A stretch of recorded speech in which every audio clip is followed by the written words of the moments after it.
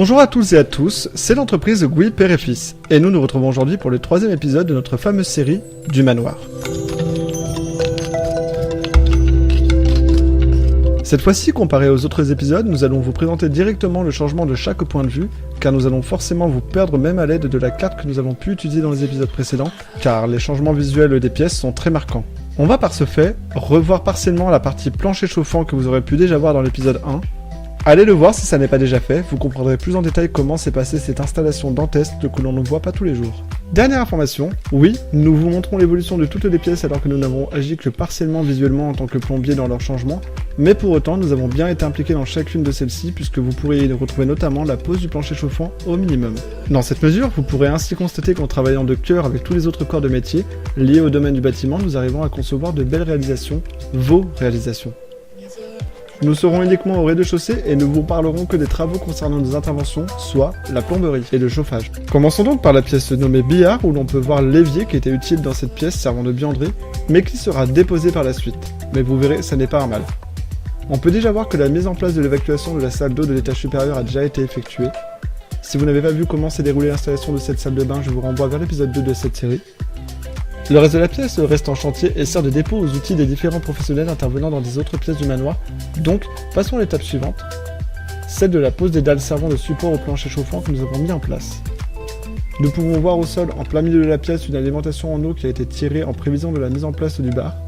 On ne pourra constater les diverses réalisations de cette pièce car elles sont très peu visuelles, mais il faudra refaire toute l'évacuation au sol de sorte à ne pas gêner de l'âtre de la cheminée, tout en ne gênant pas la future pose du plancher chauffant qui lui-même se devait d'être le plus impeccable possible, de sorte à ce que la coulée de la chape ne présente pas d'imperfection par la suite.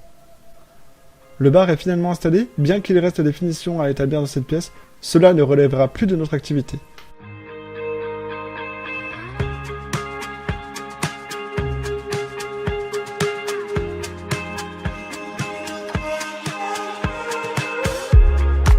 Nous passons ensuite dans la pièce nommée l'orangerie. Sur la gauche, on peut voir l'emplacement de la cheminée, puis de face, nous voyons les portes vitrées menant sur l'extérieur qui seront refaites au même titre que le reste de la pièce, dans une plus grande actualité visuelle.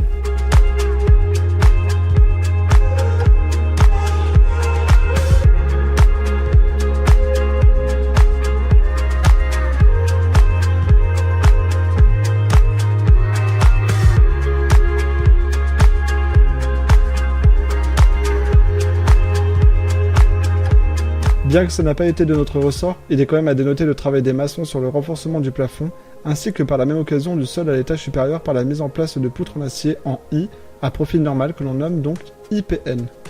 Une fois la mise en place du plancher chauffant et la chape coulée, nous ne reviendrons pas en détail dans cette pièce car aucune autre réalisation supplémentaire de notre part y a été effectuée. Nous enchaînons avec une pièce qui ne forme qu'un maintenant avec la cuisine mais qui avant était bien distincte, voici la salle à manger. Celle-ci s'installe dans un style méditerranéen mais va changer très rapidement pour s'en tourner à un style mêlant industriel et minimaliste. Simultanément à nos travaux, les maçons étaient attelés à enlever et remplacer tout le sol tout en l'aplanissant dans le but de l'homogénéiser en prévision de la pose des plaques isolantes qui se doivent d'être de niveau. A l'instar de la pièce de billard, nous retrouvons au sol des alimentations prévisionnelles, cette fois-ci pas pour un bar mais pour le comptoir et plan de travail îlot de la cuisine. Aussi, en prévision de la réalisation de la mise en place et refonte de la salle de bain à l'étage supérieur et l'ajout d'une deuxième, des tuyaux d'alimentation et évacuation d'eau ont été mis en place par-dessous par souci de praticité.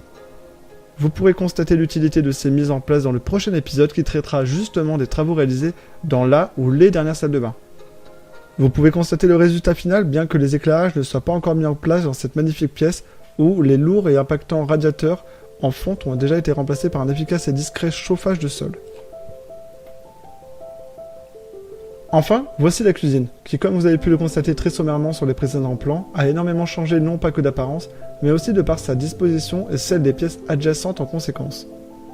En effet, ce radiateur sera notre point de repère comme étant à gauche dans cette cuisine bien que vous ne le reverrez plus. Vous ne reverrez plus non plus cette porte qui sera condamnée au profit de changements que je vous laisserai profiter. Il est encore difficile de statuer et comprendre ce qui résulte de ces images puisque vous pouvez voir des tuyaux qui ont été retirés, scellés ou modifiés en vue de changement d'emplacement du point d'eau principal de la pièce. Mais gardez aussi en tête la fenêtre en tant que point de repère pour cette pièce, ça vous sera utile pour comprendre l'ampleur des changements.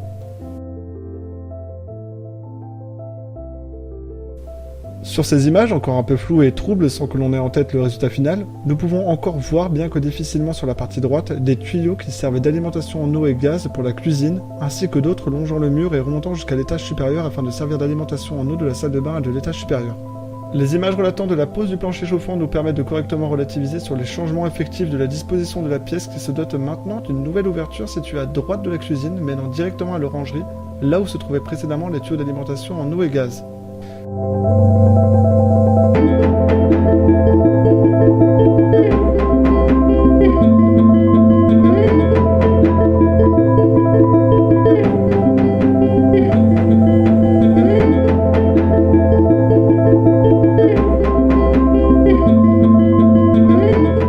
Avec la finalisation du travail des autres corps de métier ainsi que le nôtre de par la pose de l'évier situé sur l'îlot central, nous avons le rendu final de cette cuisine ayant été au cœur de gros changements d'aspect structurel.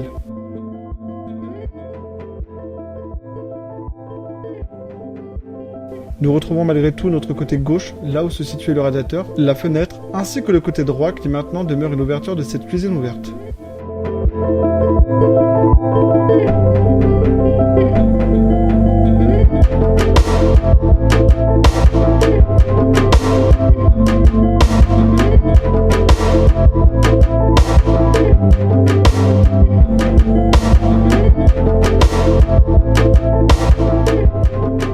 Finissons par une représentation rapide et d'un avant-après de chacune des pièces sans s'attarder sur l'aspect évolutif. Voici donc la pièce nommée billard.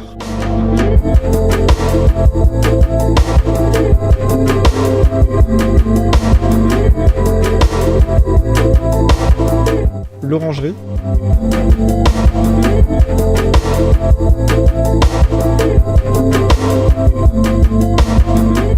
La salle à manger.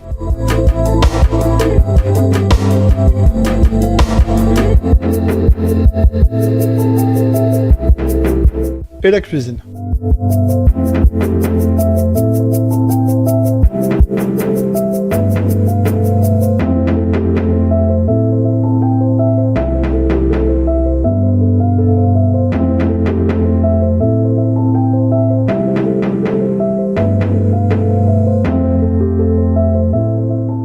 Nous prenons la peine toujours de remercier le client pour sa confiance continue sur les différents projets réalisés chez lui, mais aussi le cabinet d'architecture Pépin de Banane. Nous n'oublions pas non plus notre fournisseur de matériel posé, notamment Richardson. Nous vous remercions pour votre visionnage et en espérant vous retrouver nombreux pour les prochains épisodes de cette série de vidéos basée sur le manoir. En vous souhaitant une très bonne fin de journée, c'était l'entreprise Gouy Père et Fils. À bientôt!